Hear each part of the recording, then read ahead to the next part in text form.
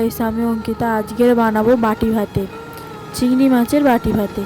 এখানে পেঁয়াজ, আদা, রসুন আর কাঁচা লঙ্কা নিয়ে নিলাম।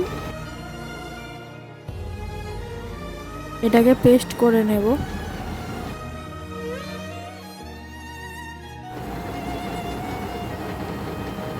এখানে আমি শিলনোড়াতে সর্ষেটা বেটে নিয়েছিলাম।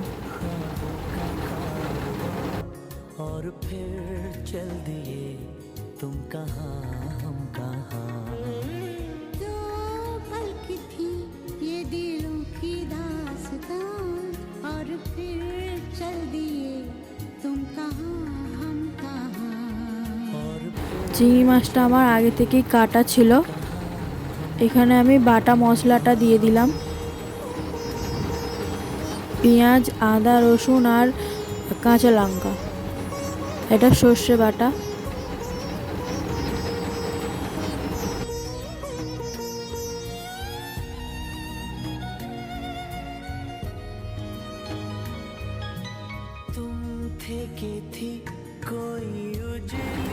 নুন, হলুদ গুঁড়ো, লঙ্কার গুঁড়ো আর সর্ষের তেল দিয়ে ভালো করে মাখিয়ে নিলাম।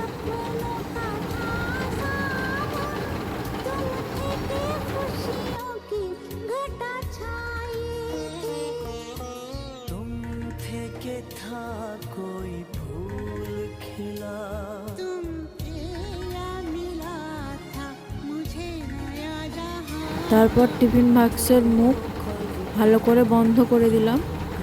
এখানে ভাত হচ্ছিল, ভাতের মধ্যে টিফিন বক্সটা দিয়ে দেব।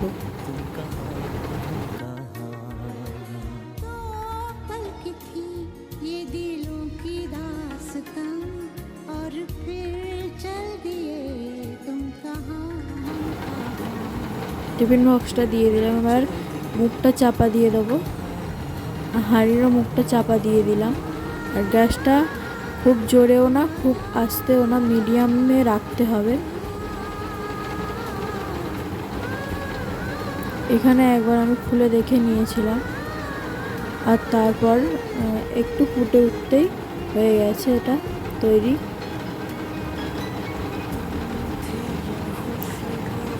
এবারে গরম ভাতের সঙ্গে খাবো।